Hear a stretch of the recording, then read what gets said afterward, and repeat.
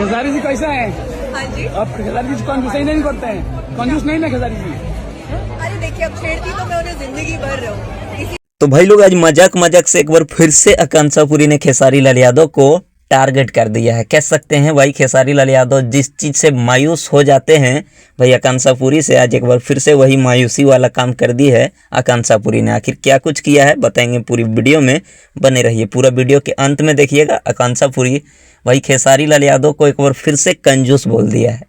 आप लोगों को पता होगा पिछली बार जब खेसारी लाल यादव को कंजूस बोली थी तो खेसारी लाल यादव काफ़ी ज़्यादा मायूस हो गई थी आकांक्षा पुरी से। तो एक बार फिर से आकांक्षा पुरी ने खेसारी लाल यादव को कंजूस बोल दिया और भाई मजाक में ये बोला है कि उनको कंजूस बोलने से थोड़ा बहुत खर्चा तो करते ही हैं। खेसारी जी कैसा है? कंजूस नहीं ना खेसारी जी। अरे देखिए, अब छेड़ती तो मैं उन्हें जिंदगी भर रहूं, इसी बहाने खिलाते पिलाते। रोग भारी